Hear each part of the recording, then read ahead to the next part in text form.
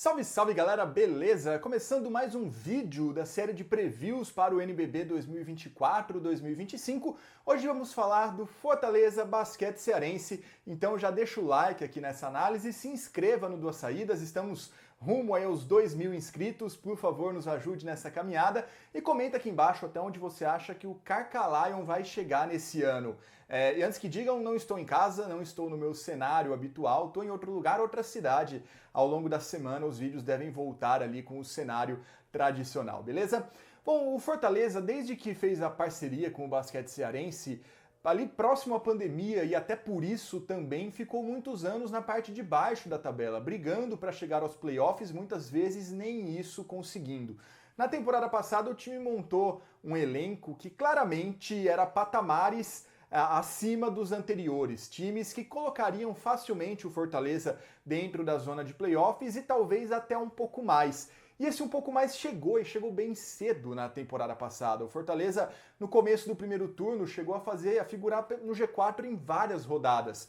Mas aí, com o passar do tempo, começou a cair, né? Tanto o rendimento do Fortaleza deu uma estabilizada e os outros times também foi melhorando. O Fortaleza deixou de ser uma surpresa com alguns jogadores desconhecidos à época e passou a ser um time mais carimbado, um time mais visado pelos adversários e também sofreu com lesões. E não só nesse período, né? Durante toda a temporada o Fortaleza teve ali uma série de lesões que atrapalharam um pouco o rendimento do time, um pouco não, bastante, né? Tanto é que perdeu o Salsamendi para a temporada inteira, perdeu ali o Buford em várias situações, vários jogos, inclusive nos playoffs, com minutagem restrita pela recuperação física dele. Chegou a perder o Oresta, se não me engano, ficou um tempo fora. Também não lembro se foi o Oresta ou se foi o McClanahan, ficou um bom tempo fora. E aí o time começou a oscilar um pouco mais e desceu para aquele patamar de ficar entre 10º e 6º, né? Ora 10º, 9º, 7º, 8º. E, final das contas, terminou a primeira fase do NBB, a fase de classificação, em 8º lugar, o que já é muito acima do que o time estava conseguindo em anos anteriores. E aí o Fortaleza foi para os playoffs, passou pelas oitavas, foi eliminado nas quartas pelo Flamengo, mas ficou uma sensação muito superior aos outros anos. Por isso, para agora, o Fortaleza manteve alguns dos seus bons nomes, né? Manteve o trio estrangeiro, o Resta, McClanahan e o Ewing também. Manteve o Cassiano, que foi uma peça que foi fundamental vindo do banco e fechando jogos, fez playoffs muito interessantes, reta final de segundo turno e playoffs muito interessantes para o Cassiano. Outros jovens ali também ficaram e o Fortaleza conseguiu algumas contratações específicas também bem interessantes. Vamos a elas, né? Vamos, na verdade, ao elenco do Fortaleza, já estou com a minha colinha aqui do lado. Na armação, o Fortaleza está com Oresta, Cassiano e Léo Abreu. Nas alas, McClanahan, Anderson Barbosa, Coleman, Salsamendi e o Gabriel. Nos pivôs temos Thiago Dias, Ewing, João Pedro Demétrio e Samuel. Bom, algumas caras novas nesse time, né? Primeiro, na armação, o Léo Abreu, um jogador jovem, bateu recorde histórico de assistências na Liga de Desenvolvimento. É irmão do Gui Abreu, do Paulistano, e é um jogador de muito potencial, atuou no adulto pelo Cruzeiro no Campeonato Brasileiro da CBB, que é a segunda divisão do cenário nacional, e chega aí agora para um time adulto do NBB para, quem sabe, ter um bom tempo de quadra, porque embora Cassiano muitas vezes saia do banco, né, como em tese o reserva do resto, eles acabam jogando juntos em vários momentos das partidas, muitas vezes nos finais de partidas também, então não é como se o Léo Abreu fosse exatamente a terceira opção, porque as duas primeiras, em tese, estão às vezes simultaneamente em quadra, então é capaz do Léo Abreu ter ali a sua minutagem, ter o seu tempo de quadra. Nas alas, né, o Fortaleza pegou principalmente o Anderson Barbosa e o Coleman. O Anderson surgiu ali com uma boa promessa no Paulistano, principalmente defensiva, né? Ele se destaca muito defensivamente, sendo um 3&D ali do clássico, na verdade, do NBB, né? Ele também leva a bola em algumas situações, é um cara que tem uma transição rápida, ajuda em contra-ataques, só que ele, em determinado momento, ele parou de evoluir estatisticamente no Paulistano, né? Ficou ali naquele patamar de sempre. Vamos ver se no Fortaleza, se com um pouco mais de responsabilidade, eventualmente mais minutagem também, e jogando ao lado de outros atletas, né? Respirando um ar diferente, o ar do litoral, né? Acaba fazendo ali uma nova diferença na carreira dele. Potencial o Anderson tem e ajuda muito na defesa também, que às vezes na temporada passada o Fortaleza acabava dando um ou outro apagão na defesa, em intensidade, ele é um jogador muito explosivo também, ele pode ajudar bastante nesse sentido, visto que não há nenhum especialista em defesa nesse elenco do Fortaleza, tá? São todos bons defensores? A maior parte sim, tá? Mas nenhum você olha e fala, putz, esse cara vai ganhar o prêmio de defensor do ano. O Anderson Barbosa já concorreu, inclusive, né? Já foi finalista, então acredito que é uma peça muito interessante nesse sentido, de marcar o principal jogador adversário, pode ser muito importante nessas funções, nesses momentos também. O Anderson Barbosa, além de servir de desafogo no ataque. Desafogo porque o Fortaleza ganhou um gatilho do perímetro, que é o Coleman. Coleman, já de uma idade mais avançada, ficou fora a última temporada, muitas dúvidas em relação à sua real capacidade de aguentar uma temporada inteira, mas por enquanto, pelo que o Fortaleza tem jogado no Interligas, o Coleman tem aguentado. Tá? Eu não gosto de levar em conta resultados de torneios preparatórios, de amistosos, mas pelo menos o Coleman está com uma minutagem alta lá. Então, na Argentina, o torneio está acontecendo enquanto eu gravo, tá? Então, também não vou ficar falando muito de como foi essa preparação, porque ela ainda está acontecendo. Mas o Coleman está jogando, e jogando é o que o Fortaleza precisa para ter uma ameaça relevante do perímetro. Na temporada passada, o Fortaleza foi o time que menos tentou do chutes de 3 pontos, de todo o campeonato.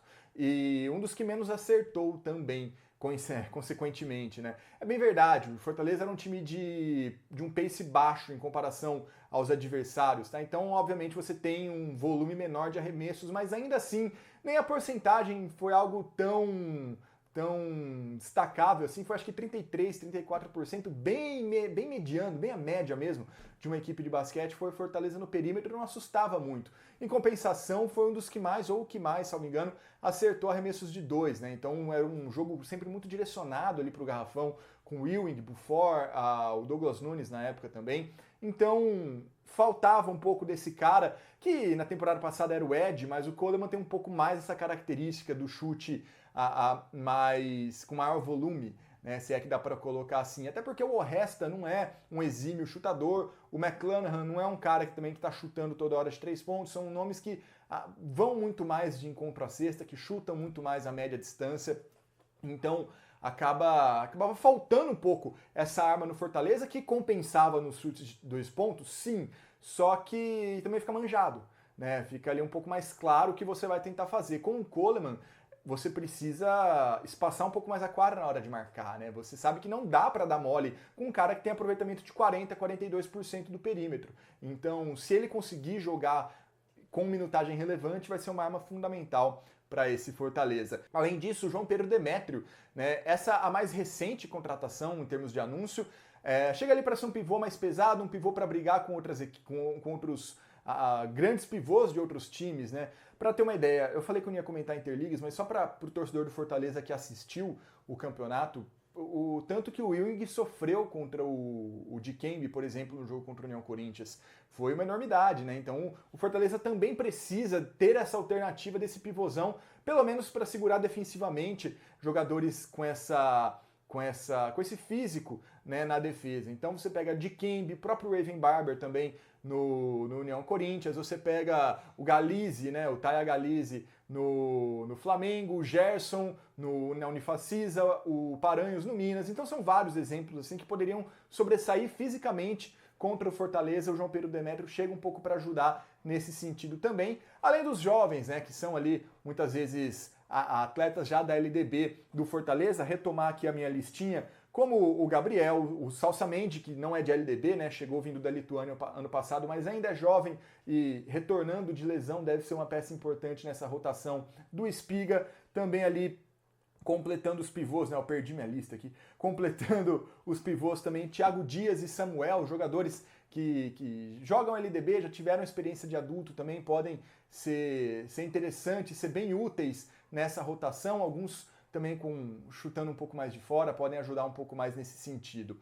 É um Fortaleza que, como eu disse, né, aparentemente acrescentou ali algumas armas diferentes do que tinha no passado, aumentando um pouco esse repertório ofensivo, principalmente. É uma equipe que oscilou muito, fez jogos excelentes e jogos quase que inacreditáveis, né? Se você comparasse com os melhores momentos ao longo da temporada, sofreu com lesões, então espera que seja uma temporada um pouco mais tranquila em termos de departamento médico, também nesse 2024-2025, pelo menos mantendo-se no patamar de brigar ali no meio de tabela, quem sabe por um mando de quadra nas oitavas de final do NBB, né? Ou seja, ficando ali em oitavo, ficando em sétimo, mas acredito que tem potencial para fazer ainda mais que isso, caso as peças se encaixem. É o cenário mais otimista possível. E a gente viu parte desse cenário acontecendo no começo da temporada passada. Talvez exigir que o Fortaleza fique ali em segundo, terceiro, que foi a região que ele rondou no começo do primeiro turno, seja demais,